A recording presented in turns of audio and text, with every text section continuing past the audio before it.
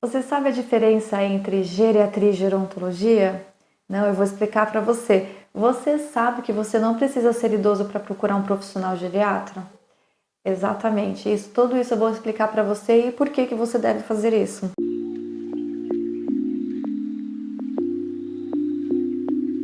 Seja muito bem-vindo, seja muito bem-vinda. Eu me chamo Adriana Souza, eu sou enfermeira especializada em geriatria e gerontologia, atuo há 10 anos na área da saúde. E eu venho trazer para vocês explicações bem resumidas sobre essas duas disciplinas que é de suma importância para a nossa vida.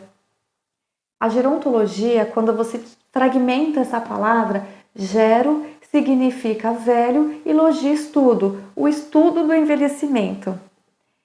Geriatria, quando você faz o fragmento dessa palavra, gere significa velho e atria significa cura. Então é a reabilitação da doença ou da problema de saúde que é devolvida à pessoa.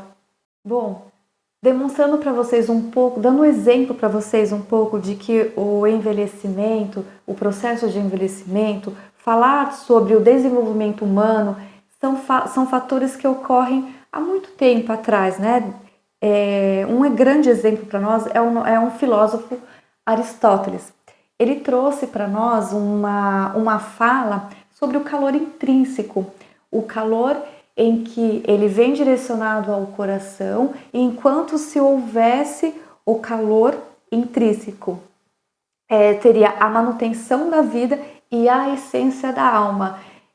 Tirando base dessa fala de Aristóteles, é muito relevante pensar que quando você tem uma individualidade no seu processo de envelhecimento, da forma que você quer envelhecer, ele traz uma referência muito clara de cada pessoa vai envelhecer de forma natural e de forma individual. Bom, voltando um pouco mais para a modernidade, em 1906, um neuropsiquiatra chamado Alois Alzheimer, sim, nome conhecido, talvez você já tenha ouvido falar muito sobre a doença de Alzheimer, e realmente é por esse fato. Esse pesquisador, ele descobriu a doença após fazer uma necrópsia de uma das suas pacientes que faleceu aos 55 anos. E dentro dessa necrópsia, nesse estudo que ele fez, ele viu que havia placas de emaranhados neurofibrilares, onde ele pôde dar continuidade no estudo relacionado à demência de Alzheimer. Em 1909, Ignaz Leonacher, ele foi considerado o pai da geriatria, porque foi ele que instituiu essa nova matéria, vamos dizer assim, para conhecimento do processo de doença, do processo da doença no idoso e da sua própria velhice.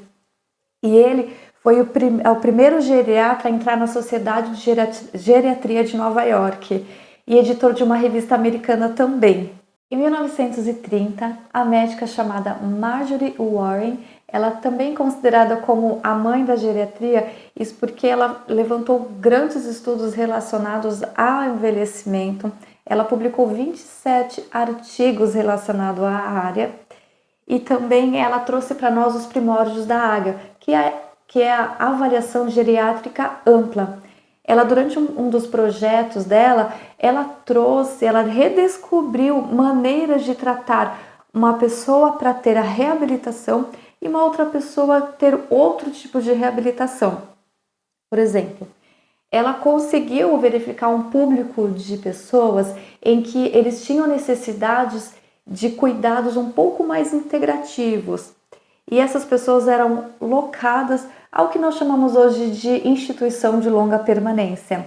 Já outras pessoas, um outro público de pessoas, ela pôde entender que essas pessoas poderiam ser reabilitadas para elas voltar à sociedade, simplesmente mudando o estilo de vida delas, incentivando hábitos alimentares, a atividade física. Então ela pôde conseguir fazer essa separação de duas maneiras de tratamento e dar qualidade de vida para vários públicos de pessoas de maneira diferente. Em 1954, Tibbets ele introduziu a gerontologia social, E que isso significa? Ele queria fazer o estudo de o que a sociedade afeta sobre o envelhecimento de uma pessoa.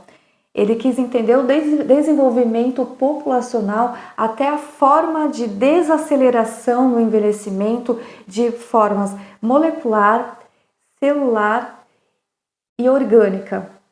Em 1973, um médico chamado Yuki Moriguchi, ele trouxe para a nossa realidade brasileira o desenvolvimento de novas ciências, de novos projetos, de termos a socialização do processo de envelhecimento na sociedade. Fazer as pessoas entender de que o processo de envelhecer não necessariamente é o processo de morrer, mas que sim, a pessoa precisa e ela vai ter a longevidade que ela precisa de forma caracterizada, de forma única e intrínseca.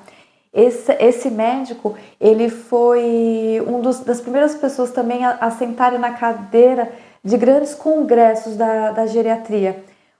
Um fato muito importante, porque depois desse fato, grandes institutos de especializações que relacionavam definitivamente sobre as duas áreas da geriatria e da gerontologia, e trazendo grandes profissionais a essência de estar buscando novos conhecimentos na área, uma vez que nós sabemos que a demanda de população está envelhecendo, mas que não necessariamente estamos preparados para acolher e para entender essa demanda de processo de envelhecimento e da própria pessoa idosa, a própria pessoa dita.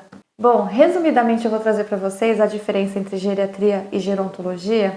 A geriatria está relacionada à medicina, sim, ao médico. O médico geriatra é o que vai trazer o diagnóstico, a reabilitação e a cura da doença, dependendo de qual seja que esteja cometendo. E a gerontologia, ela está ligada à enfermagem, porque a enfermagem ela traz os processos de envelhecimento de forma mais leve, de forma mais clara, levando a clareza de tipo de riscos de queda, risco de broncoaspiração, estilo de vida, hábitos de vida, programas que vão trazer uma estrutura melhorada do processo de envelhecimento individualizado. O papel do enfermeiro é fazer essa instrução, capacitação, trazendo conteúdo para as pessoas que tragam clareza e para que você possa entender um dos fatos que acontecem na vida de uma mulher, vamos dizer assim. A mulher, quando ela tem um fluxo menstrual muito longo ou por períodos tendo vários ciclos menstruais, ela perde muito ferro e muito cálcio. Claro, tem uma explicação mais profunda sobre isso, mas não é o meu foco aqui. É só para você entender o que eu quero dizer. Quando essa mulher ela inicia todo o seu período fértil e ela mantém esse ciclo menstrual mais ativo, com vários ciclos durante várias vezes durante o mesmo mês, quando ela chega num processo de climatério e menopausa, que é lá para os 50 anos mais ou menos, depende de cada mulher na sua individualidade, ela já começa tendo um processo de perda óssea, que nós chamamos de osteopenia. Osteopenia, que é o processo do envelhecimento fisiológico do osso. E ela chega com esse agravante durante uma consulta com um médico, aí que ela vai pensar em procurar um geriatra quando já está com a osteopenia implantada na sua vida. Não quero dizer que ela nunca fosse ter a osteopenia. Sim, ela poderia ter osteopenia num processo mais para frente, aos 70 anos, por exemplo, mas o que fez ela ter essa osteopenia anteriormente é por conta dessa perda de cálcio e ferro. O ferro porque traz anemias crônicas. Muitas mulheres que têm esse fator na sua vida, ela tem anemias crônicas e é até difícil porque essas mulheres têm que transfundir. Então isso é muito importante, é muito grave na vida das pessoas e isso pode levar a óbito, sim. Bom, gente, se você gostou, eu peço para vocês continuar me seguindo, continue compartilhando todas as suas dúvidas, conversem comigo, traga novidades para mim, porque eu preciso saber do que vocês mais têm dúvidas para trazer esse conteúdo, essa clareza para você, tá bom? Então, se você gostou, compartilha, curta, comenta. Se você tem alguma dúvida, deixa nos comentários que eu vou trazer tudo isso para você na íntegra.